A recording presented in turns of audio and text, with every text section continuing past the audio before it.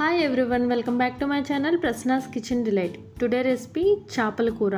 ఈ చేపల కూరలో చింతపండు లేకుండా గ్రేవీగా కర్రీ ఎలా చేశాననేది వీడియో స్కిప్ చేయకుండా చూడండి. ఈ కర్రీ టేస్ట్ చాలా బాగుంది. ఇప్పుడు చేపలు వండుకునే గిన్నెలో 5-6 టేబుల్ స్పూన్ ఆయిల్ వేసి అది హీట్ అయిన తర్వాత ఆవాలు, జీలకర్ర వేసుకొని దాంట్లోనే కరివేపాకు కూడా వేసి అవి ఫ్రై అయిన తర్వాత 2 ఉల్లిపాయలని గ్రైండ్ చేసుకొని వేసుకోవాలి. దాంట్లోనే 1.5 టేబుల్ స్పూన్ అల్లం వెల్లుల్లి పేస్ట్ కూడా వేసుకొని ఫ్రై చేసుకోవాలి.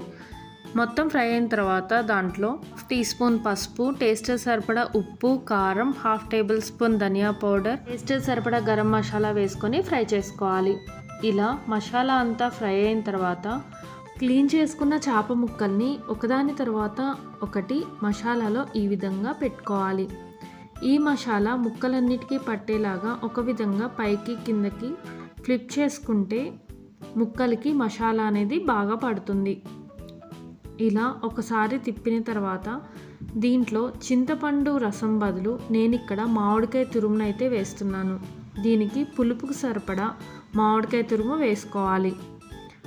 బాగా పుల్లగా ఉన్న మామిడికాయని చూసి వేసుకుంటే మంచిది. ఇలా మామిడికాయ తురుము మగ్గడానికి మరొకసారి ముక్క విరగకుండా ఫ్లిప్ చేసుకొని దాంట్లో కొంచెం వాటర్ పోసుకొని మనం గరిటతో కదిపితే చిదిరిపోతుంది కాబట్టి ఒకసారి చేత్తో ఈ విధంగా కలుపుకోవాలి.